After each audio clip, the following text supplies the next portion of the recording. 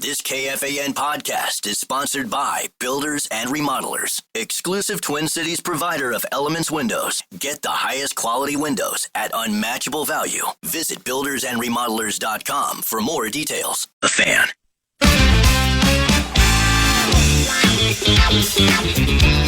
Williams throws the baseball pass. It is intercepted by Condon, and it's a great day to be a Florida Gator. For the sixth time in school history, the first since 2014, the Florida Gators are going to the Final Four. Florida 84, Texas Tech 79, and the Gators go to San Antonio. In just the third year after Coach K, Duke is returning to basketball's biggest stage.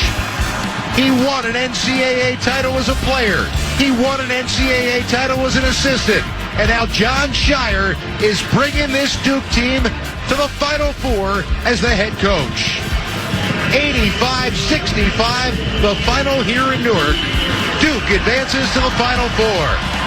H-Town ready to invade the Alamo City. The Houston Cougars, for the seventh time in school history, are headed to the Final Four. A 69-50 win over the Tennessee Volunteers. Final seconds come off. War Eagle for the second time in 6 years.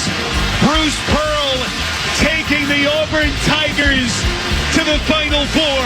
They defeat Michigan State in Atlanta 70-64. What's up, buddy? We're back. Hey, we're back, baby. Beautiful Monday. Yeah, we're back, and you're going to be back tomorrow. More on that later. Yeah. And then, Thursday. I don't think we can do our Thursday bit. I'll be gone Thursday. I'm boxing the batter's box at Target Field. Ooh, all right, 3-2, okay. Parker Fox 2-4 via the tweet machine. I'm just going to start like this. Who beats Duke? I mean, you talked a lot about Duke. Everybody in the world did. Auburn gets the one of all ones into the tournament. Yeah. Okay, now it's my favorite team, Janai Broome and his father. That's just how it works. Okay, now we have a hyperextended elbow or something happened to him. He left. He came back. But they have plenty of time to treat that and get that thing right. I ain't tripping on that. It's Duke wins every game by 20 points. And it's not just Cooper Flagg. I mean, who did they just beat? They just beat Alabama. Thank you. I mean, doused them by 20. Well, Bama either denying the ball on the perimeter, banging him down by the block. They were dead set on there are one of two ways with the Jordan rules. Yeah. Let's let Michael get 60 and shut everybody else down, or let's focus on Michael and try to let the other guys do their stuff. Mm-hmm. Well, this was let's take him out and have the others beat us. Can't remember the kid's name, the Australian kid. Oh, jeez. Tyrese Proctor. Thank you. Yeah. And their defense, their switching and their anticipatory skills. Wow. Who beats them? Well, when you have a team that's the tallest team in college basketball, so right. They're number one, the tallest team. You have a lot of length, you have a lot of size, but then you don't only have the tallest team, you have one of the quickest teams too. You got guys at 7 foot, 6'9", 6'10" that are moving their feet and they're able to switch. They're able to do so many things defensively that we just haven't seen in a while. This Alabama team is a team that just put up over 100 points. They hit 25 threes in the game prior. So they're coming in on a burner. They're coming in on a heater. Everything's going their way. But Duke and Jon Scheyer, I think Jon Scheyer deserves a lot of credit, the head coach of Duke. I think he's excellent at what he does. He shut that down. He kept everything to the outside. He made sure Alabama was taking tough threes, and you saw it. I think even if you watch kind of some of the technical stuff, Duke kind of picked up in this little like half-court, three-quarter situation. They forced everything to the outside. They didn't let them get north and south, which allowed them to kind of contain them. And then when you do that, you keep guys to the outside, you're one more pass for a three. Now it becomes a corner three that's contested, or now it becomes a top of the key deep three. So the stuff that Duke did defensively was really impressive to me. All right, Elijah Hawkins. Oh, my guy. Right. So I'm just going to put it like this. I mean, it's Nico Medved.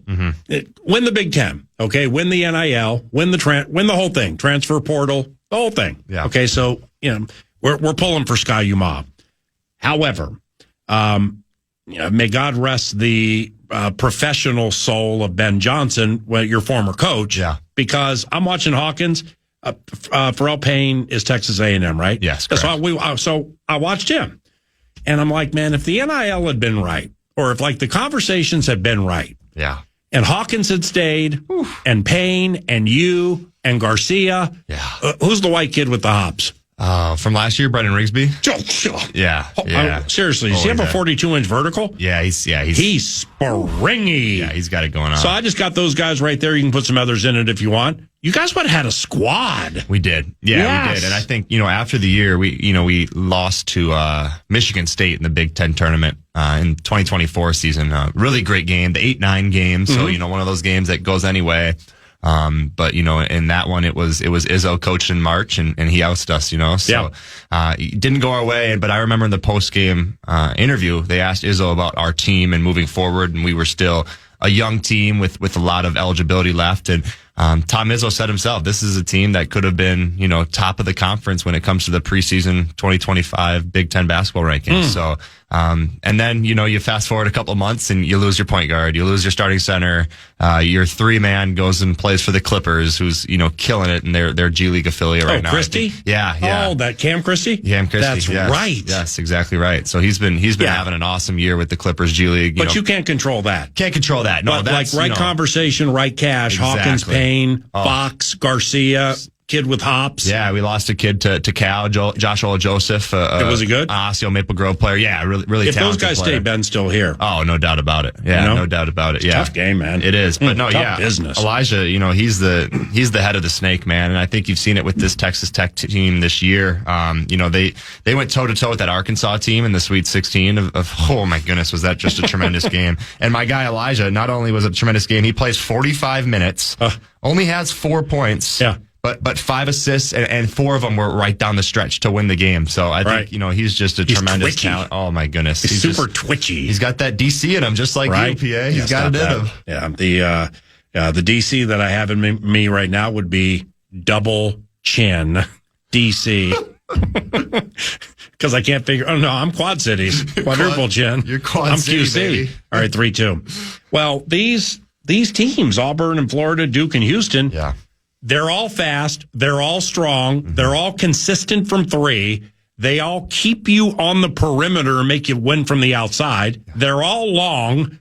This is unbelievable, isn't it? It's going to be, and I tweeted it last night, I think this is going to be one of the best Final Fours of all time. I saw Ken Pom kind of standing come out, and these 4 teams are in the top 10 teams since 1996 in terms of Ken Pom efficiency. And this Duke team is number 2 in Ken Pom efficiency. The only Since when? Since 1996. Jeez. So you take all the teams from the last 30 years of college basketball, and these 4 teams are in the top 10. And this Duke team is number 2 all time. The only Duke team that's ahead of them is the 1989 and 1999 Duke team. Okay, now wait. So I don't know how far back he goes. That's 96. 96. Yeah. I got to believe North Carolina had a Jordan, Sam Perkins, James Worthy team that might be able to compete with all these teams, but that probably was in the 80s. All right, 3-2. So who do you like in these games and why with the right to change the opinion? Yeah, I mean, I think I can't pick them. I think as a basketball fan, what a better time to, have this Final Four with all 1 seeds. Yeah. We talked about it. People, a lot of people, when they're creating their bracket, you try to stay away from the 1. Yeah. And it's something I try to do. And then when I sat down, I looked at it, I was like, this might be all ones. With the way this thing is kind of formulated and working out, this might be all ones. So I bet you the right NCAA tournament bracket was those who hit quick pick. Oh, yeah. And it gives you all the top seeds in every game. The higher seed in every game. Taylor and I were talking about that last night because, they had a great win last night. And well, they win 5-1? I think 5-1 or 5-2. Something like that. Yeah. But we were, their team did a bracket. And Grace Zumwinkle, one of her. Did she score? Taylor had 2 last night. Well, how'd she play in the game? Taylor? I always love that. So, what was it? Was it a 5-1 final? 5-2 final. She had a couple of goals. Nice. 5-2 final. Yeah. Sweet. Started out the scoring with a minute in. Beautiful little tic-tac-toe play with her and Kendall Coyne-Schofield. Kendall had on the backhand, sauced it over to Taylor. She flipped the hips, put it top cheddar. Jeez, go ahead and talk the game. Oh, come on, man. I can talk here hockey. to talk Parker Fox. Fox and Mike Rupp or somebody from NHL Network rolls in here. That's sweet. Yeah, it was a fun game. Where do you sit at these games? Because I wouldn't want to sit behind you because you're 6'8" and you can't see any of the action. I sit up in a suite. Of course you do. Suite, sweet. Suite 52. Shout out to the Cossack family for being so gracious for that. But we were talking brackets, and Grace Zumwinkle's leading her team's bracket, and Taylor jokes. She says, "I don't know if Grace has ever watched a basketball game." So because she hit quick pick, and you got the higher seed in every game. She hit the autofill. Yeah, you're right. Sources tell me at an undisclosed location. Speaking of mamzelles, Heisey and Zumwinkle, that you're going to be skating with them today. Yeah, you're going to put on skates. I'm putting on the old skates. I had. Can you skate backwards? We'll see today. I might need a helmet out there today. Well, you're an athlete, but I mean, I'll figure it out. See, it's like Taylor's an athlete too, so she can shoot a basketball. I would imagine. Yeah, she's got it. Yeah, but she can't do a crossover. Ooh, that's okay. Ooh, that's a basket. She's coming from a basketball family. Really? Yes. What my point was is that you're an athlete. Yes. So we can get you in skates and you can figure it out. Oh yeah. But the going backwards part, that's the backdoor cut. That's the tricky. That's the passing game. Flash into the key, come back off the pick, get the baseline jumper. The Jayhawk cut, top low, baby. So you can skate backwards. Yeah. Well, I grew up at the outdoor ranks. Not fast. Yeah. I need a couple lessons. I told Taylor last night, let me get a couple lessons, and then next thing you know, I'll be playing in a beer league, and I'll be having a lot of fun. So Parker and I were texting last night during the Wolves game, and we're going to get into that and some NBA stuff around the corner at Parker Fox 24 via the X machine. And this is your audio leader for everything that is funky and fun. KFAN.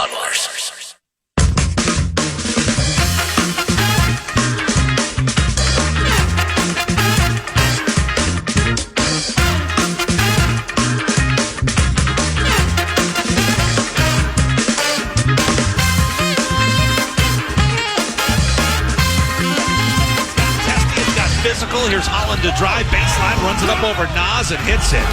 He comes up swinging his arms, wondering where the foul was. 39-29, Pistons back up by 10. Nas fakes the handoff, keeps it himself, drives, he got fouled. Holland picks it up. And now Nas and Holland going at it. Dante steps in, and now both teams have to be separated here. Dante takes Holland right out of play. It's a pile-up under the basket. It's gotten more than heated, and they are still going at it. The whistle continues to blow. There are bodies piled up into the first few rows of the seats as tempers have flared here early in the second quarter. They are still going at it along the baseline there. Alan Horton calls Wolves games, describing a mini fracas, something that had the potential to get really, really ugly under a basket at a Target Center between the Pistons and the Timberwolves. About 8.5 minutes to go in the first half, and welcome back. It's Dante DiVincenzo. All right, I don't know how they raised him in Newark, Delaware, but I don't know his parents, John and or Kathy DiVincenzo. I got a lot of respect for you guys. He ain't scared. No, Dante DiVincenzo is not a scared human being. And now I didn't like, in fairness, chippy game, hard fouls. Yeah. Holland didn't need to slap Nas Reed on the foul as hard as he did. Yeah. Okay, Nas kept his composure. Mm-hmm. And he's like, but you don't need to point at somebody. You know how that works in the covenant. Yep. You know how that works in the crib. Yep. You know how that works on the court. Yep. Don't point at me, man. And there it goes. Okay, so Nas could have held back on that, but I'm not super mad at Nas. Yeah. But then Ronald Holland Jr., all of a sudden, whomever he is, he shoves DiVincenzo away, but he made contact with him. Mm-hmm. DiVincenzo, I want you on my side in a fight, man. I mean, the wherewithal to get the forearm right into my man's sternum and below his chin. I'm debilitating. You're done. Oh, yeah. And then something Mickey Mackey Sasser comes in there like he's going to do something. DiVincenzo with the left.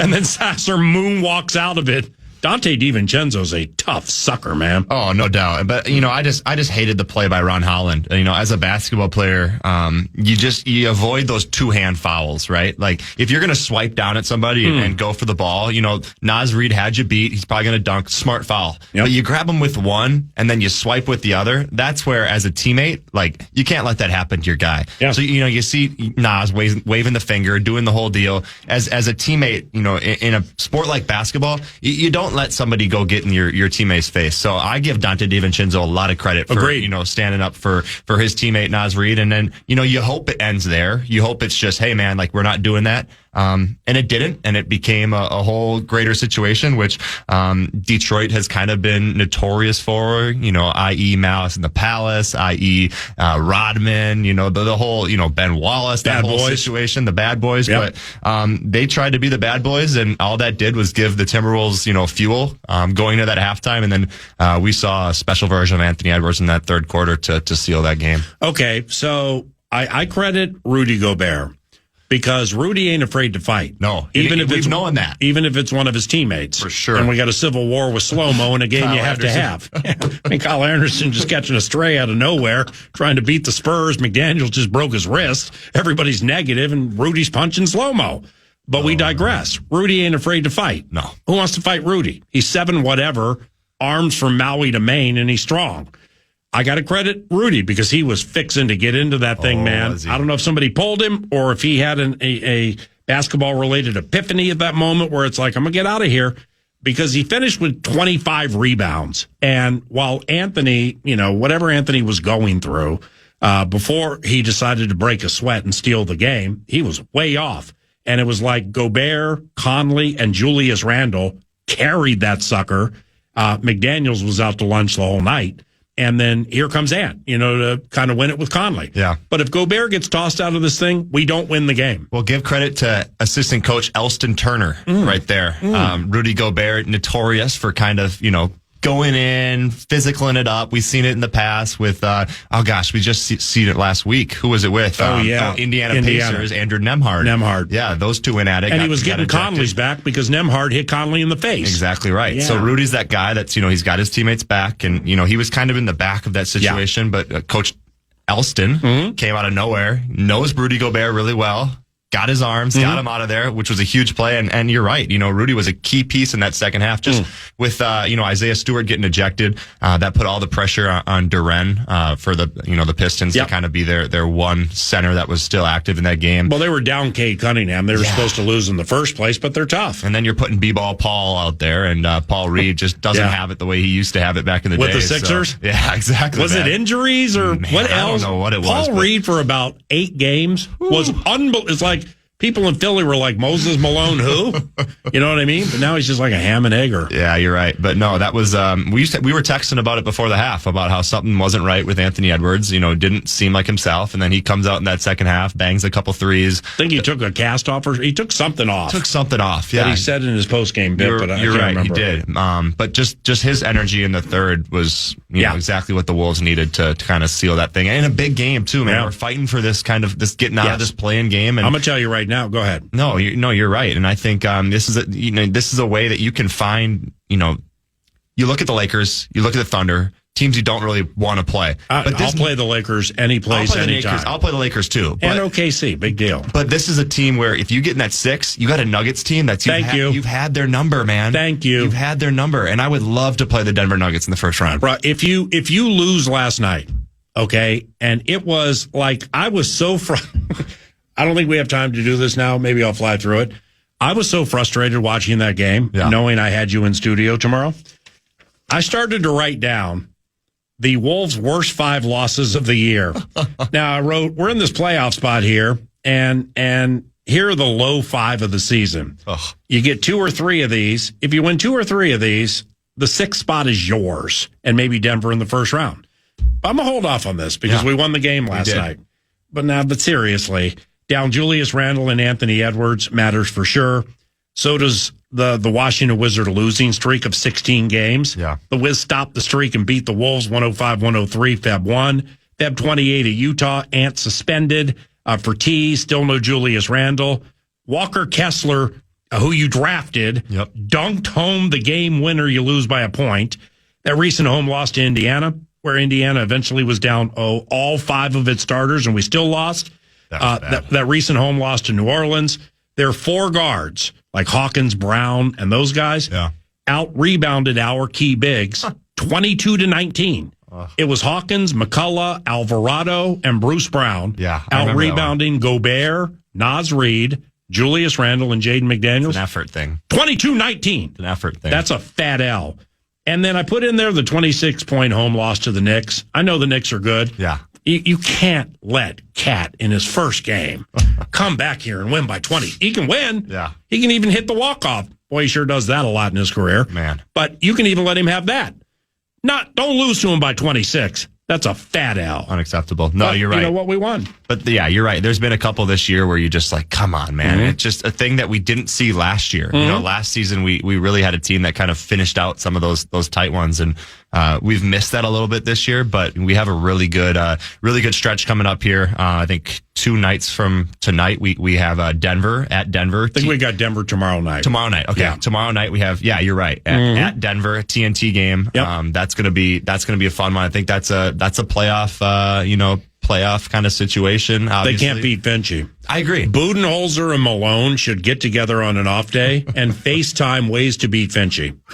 Because Phoenix and Denver. Man. They've struggled against the Wolves, man. Well, we've beaten Phoenix 8 times in a row. You kidding me? We have. Okay, talk for 30 seconds. Yeah, no, I think, this Wolves team is kind of finding their stride and just a way of what they want to do kind of going into this playoffs. I think all right, I got it. Mike Conley was, fantastic last night. Looked like he was 25. He was fantastic last night. Love him. Yeah. One of my favorite players. The Warriors. All right, so Clip Joint played Cleveland tough. Man, the Clippers are balling right now. There. Yeah, they're right there. The there. demise of Kawhi Leonard has been greatly exaggerated. Yeah, they lost a tight one to a really good Cavs team by 5 yesterday, which put them below us. I think a half game in the standings now. But and we're a half behind Steph. Yeah, but this Clippers team is legit, and that Warriors team is legit too. So if we can find a way out of that play-in game and not have to play one of those teams, that's the ideal situation. So here's what I was waiting for. Why I needed you to talk is, well, props to the schedule maker. The Warriors Thursday are at the LA Lakers. They're capping a 6-game road trip at this stage of the season. 6-game road trip has nothing to do with the circus in San Antonio or Chicago. But on this road trip, they're 2-2. So they've slowed a little bit. Steph got hurt. He came back. They're at Memphis tomorrow, at the Lakers. Then they host Denver on a back-to-back with travel. Then 2 days later, they host that spry Houston team. Then they're at Phoenix. Then they host the San Antonio Els. They're at Portland. I mean, Portland. If Golden State needs it, Portland won't beat them. No doubt. How about this?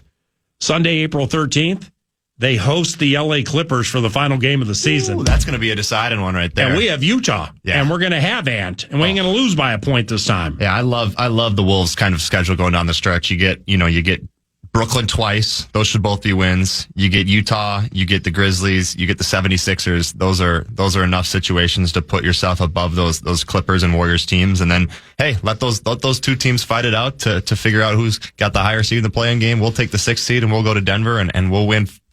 Let's say we'll win it in 5 and we'll move on. Wolves win tomorrow night. No doubt about it. Yeah, Wolves are going to show up tomorrow night in Denver. Well, because there's something and Finch won't share it. And I wouldn't share it either. Yeah.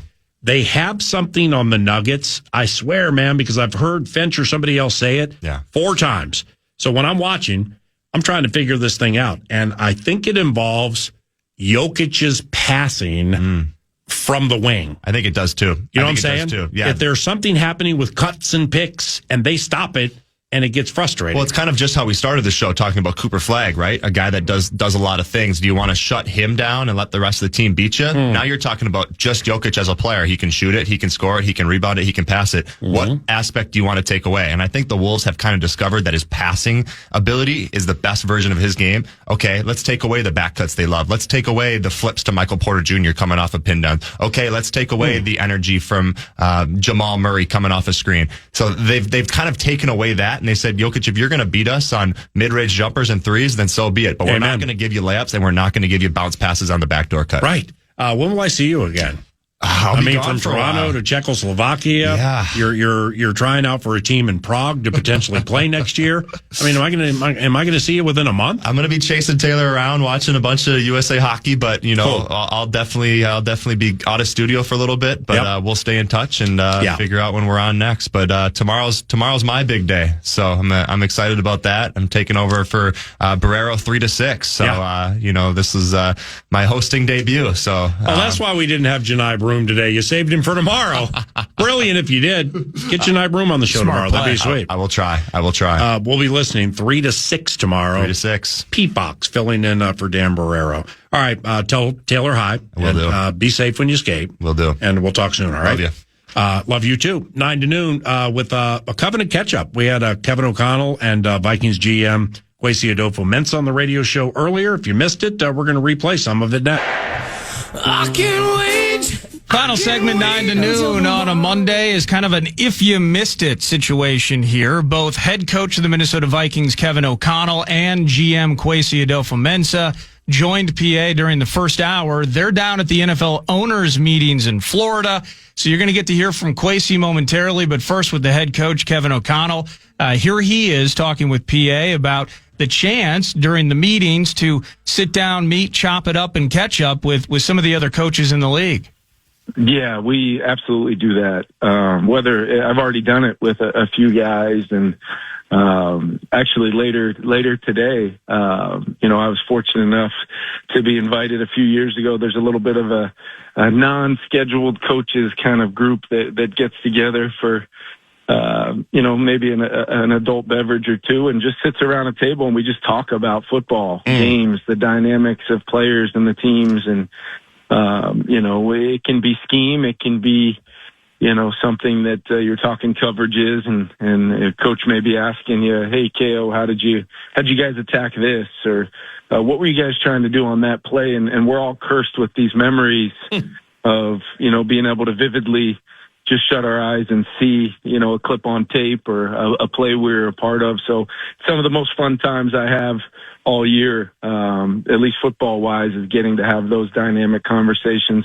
And I was fortunate enough, really, at this very hotel, 4 owners meetings ago, league meetings ago, that Mike Tomlin invited me to go to that round table. As I was just hoping Mike Tomlin knew who I was at that point, and he invited me, and I got a chance to sit with him, and now we've been doing it every year since. He's a mentor of mine, and I care about him greatly. But make no mistake, I'm sure he's going to be trying to get any intel on how we attack cover 3, or what man beaters we have, because we do play the Pittsburgh Steelers this year. So I got to be careful with what I share today. Oh, that's fantastic. Kevin OConnell, coach of the Minnesota Vikings, for a few more minutes. Let's chat about Rodgers, as in new corner Isaiah Rodgers. What led you guys to snagging him day one of the process? Yeah, that was an exciting one, PA, for us, because Brian Flores and I, just to give fans and your listeners a little background, what we like to do is our role in assisting Kwesi and the personnel staff is Flo and I get together and we spend a long time really evaluating potential fits, how things would look if we're able to land an Andrew Van Ginkel and a Blake Cashman, and what that would look like with Jonathan Grenard on the other side. And that's kind of how the 2024 offseason went, and it was a really successful one. So we did a lot of the same process again this year, and before we got to that dialogue with Kwesi and his staff, Flo and I had really identified a few players that we thought, in addition to bringing Byron Murphy back and getting Harrison Smith back for his 14th season, and some others, we thought it was going to be a great option to bring Isaiah Rodgers here. Dynamic speed, a guy that we wanted to get, in addition to bolstering kind of the interior O and D lines, we wanted to get a little bit more speed at that second corner spot, with also bringing Murph back, and kind of what that would look like was a guy that we're really betting on the upside of. And Flo has been remarkable with his ability to kind of see not only a player plan for a potential guy we go get in free agency, but to see the potential upside that player can be in our systems.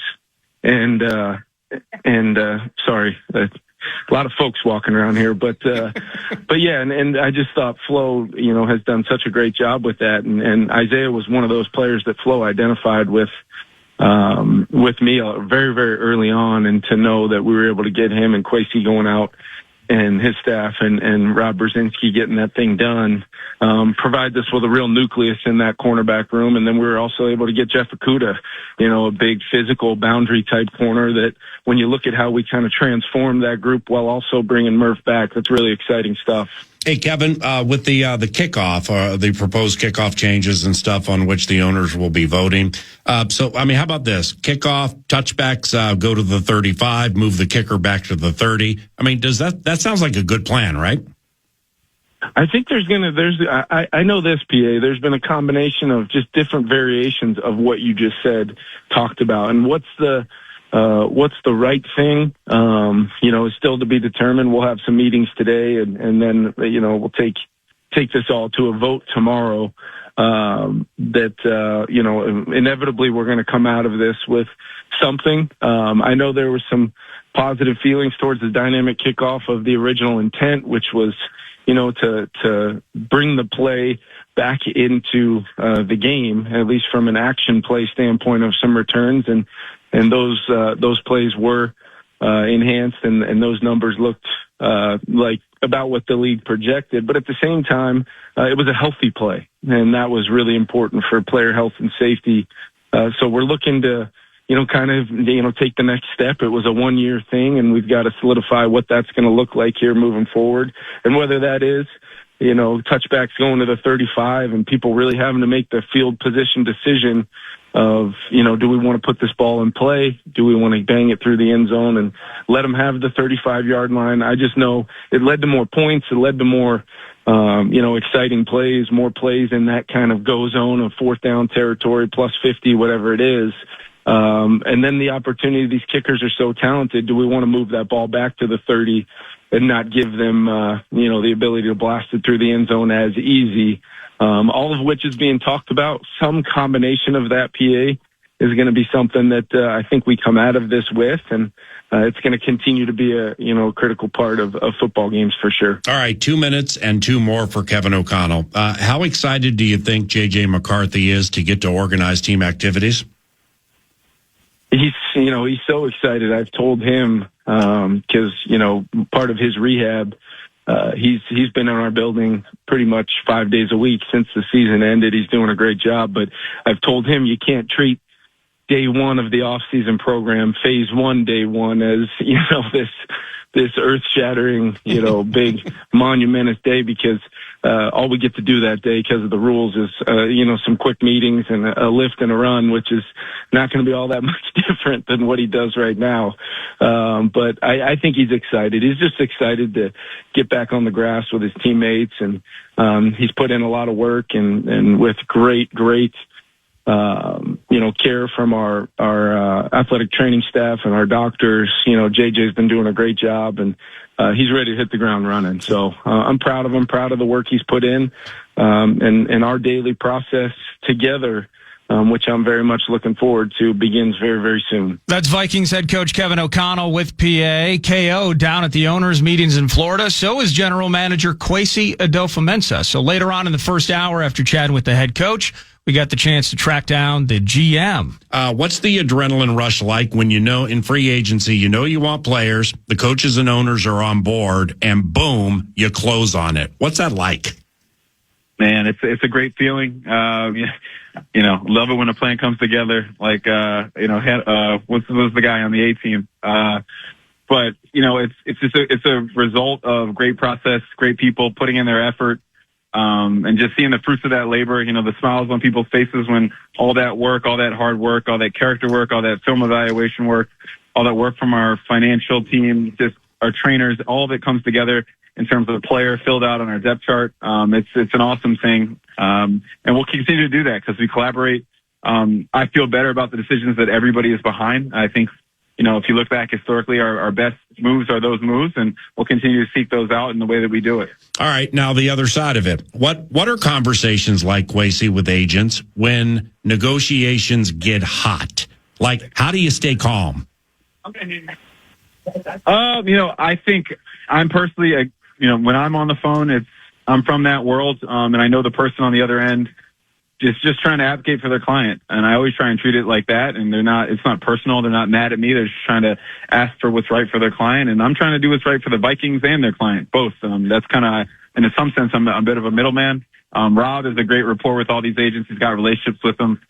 He knows, kind of how to manage that. And, sometimes the big bad bear might have to come out from Rob, and he does that, but he's got a great way of, kind of softening up and being the great guy that everybody loves to be around after the fact. So it's just really a joint effort, and it's just like all relationship building. It's, it takes work. It takes communication. Sometimes you got to apologize. Sometimes you got to point things out that weren't to the level.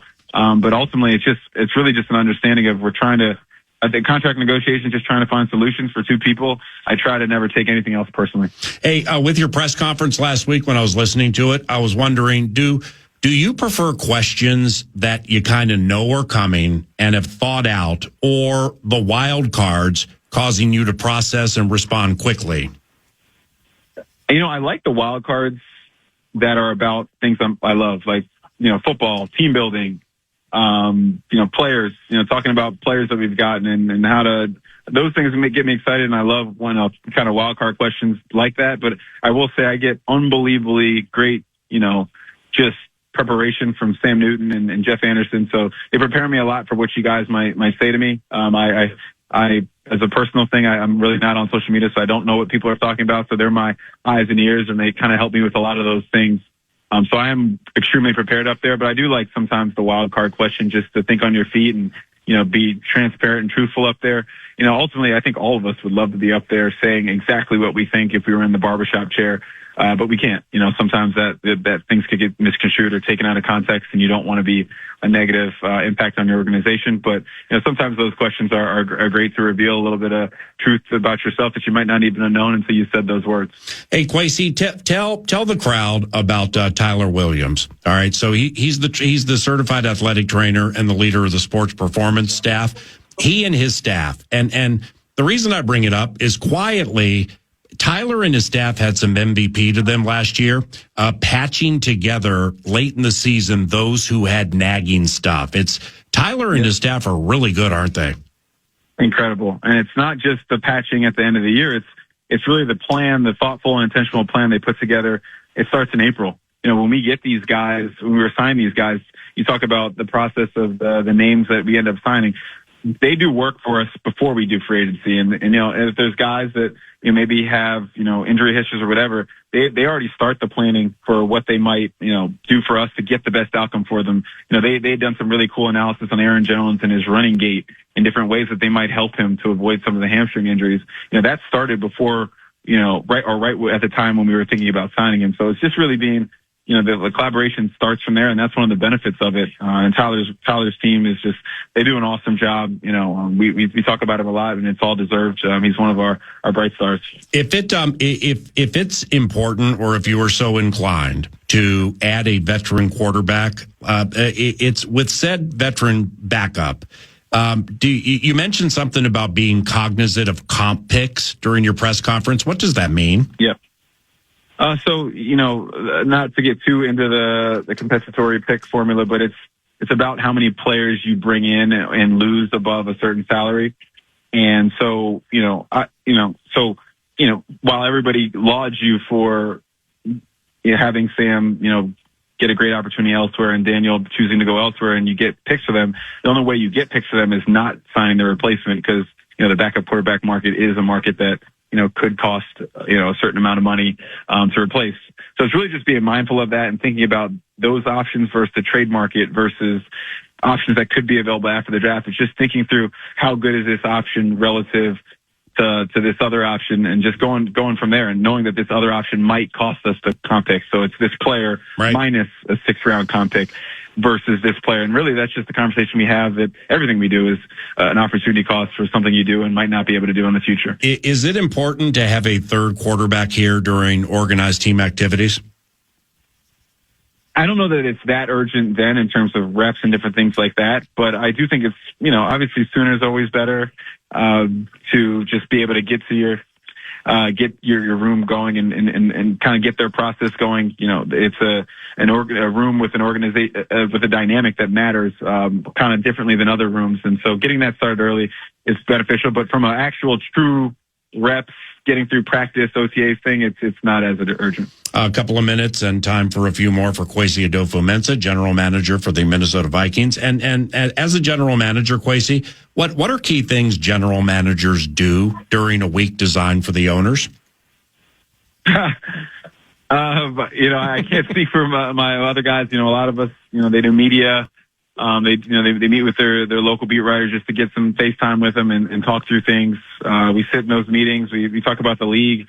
You meet with agents. A lot of them do get time with their families. I know it's, the NFL calendar is a bear, and our families are the people that sacrifice the most often. And so this is a reward for them. It's cool to see, the partners and the children, they become their own community over the years. And so they get time for that. And, we talk a little business from time to time, and I'm sure, people are sneaking away and watching film when they can.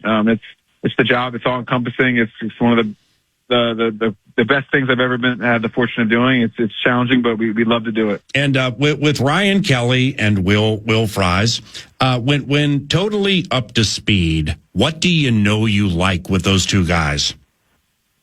We talk a lot about play style in terms of how we want our O-line to play, and you can see it on the tape right away. There's a physicality, a latchiness that O-line play with that you like. They stay connected on their blocks in the run game and pass game. They also both have some mistake eraser to them. We call it adult in the room. Who's the adult in the room? And, Ryan Kelly, from a center standpoint, can make people right. His ability to slide and pass protection and just obviously from the neck up, knowing where things are coming, his ability to make us right in a lot of ways. And then Will Fries was somebody that was just arrow up every year, continuing to get better. When we saw him early in this year, we were incredibly impressed with where he was going, just really worked on his body from coming out into what he is now. A thick presence inside, really good awareness and instincts in pass protection in the run game. They run a lot of duo inside zone, so you could see him get low, connect on blocks. It translates to a lot of stuff we're going to do. So we're really just excited. And then you talk about from a culture standpoint, that room is another room that's important to the foundation of your team.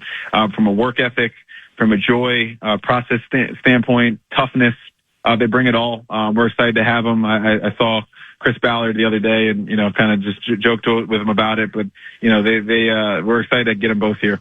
Lastly, what do you expect from Mekhi Blackmon when you get him back? And I ask because getting robbed of a year so early in a career, I mean, that might scare somebody right into a 4.340, if you know what I mean. We're excited to get him back. Mekhi, like all of our players, we just focus on the controllables. He couldn't control what happened to him that year, but he can control, how he approaches his rehab. How do you make yourself better from a body movement, flexibility standpoint to limit yourself in injuries, but also to get better and try and figure it out. He played a lot of snaps for us his rookie year, and we were excited about the arrow and where it could potentially go, and we're still excited about that. He's going to get out on the grass, and we're going to see, how he's recovered. But we're excited about him, the competition in that room. He's a great person, a great competitor, and we'll see what happens when we get out on the grass. 9 to noon, always happy to grab a seat on the Kwesi train. Thank you very much for listening today. Thank you, Nordo, for producing. Tomorrow, a Talkback Talker Tuesday. We really hope starts with Chris Finch. Begin the show with Finch Show. Begin the show with Finch Show. They have Denver tomorrow night. That's a big one. I'm Paul Allen. God bless all of you. Thank you very much for listening to KFAN. Have a good day. Podcast today's Paul Allen Show, or listen back to previous show and interviews by going to the iHeartRadio app or KFAN.com.